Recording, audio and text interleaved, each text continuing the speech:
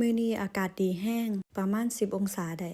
อยู่แต่ห้องลายก็รู้ตนโลกก็เลยพากันสะพายกระเป๋าลุยใส่สาดย่างออกจากห้องได้สาดแล้วก็เอามาปูนั่งอยู่สนามหญ้าหลังห้องพักนี่ล่ะอากาศดีคักมีแดดนี่ล่ะชีวิตของคนอยู่เมืองหนาวยามมีแดดก็ฟ้าวแล่นหาแดดแต่ยามกลับไทยแล่นหลีแดดว่าซั่นเมืองไทยเฮาก็ร้อนโพดร้อนโพเมืองหนาวกับหนาวอีหลีแต่แม่นบ่มีความพอดีกันซะเอาอากาศสวีเดนกับไทยมาผสมกันคือสิพอดีคักบ่หนาวบ่ร้อนคือสิบ่มีคนจมว่าหนาวว่าร้อนอีกพวกเจ้าว่าคือข่อยบ่ตั้งแต่มีลูกก็บ่ได้เฮ็ดหยังมื้อๆก็มีแต่หาแนวมาพาลูกเล่นมันก็ดีอยู่เด้เลี้ยงลูกสบายบ่ได้เฮ็ดหยังดอกค่าแต่เลี้ยงลูกสิเฮ็ดเวียกแหน่ก็มีแต่ให้อุ้มอยู่นั่นล่ะสิล้างจานสิเฮ็ดแนวกินก็บ่ได้มีแต่ให้อุ้มแหน่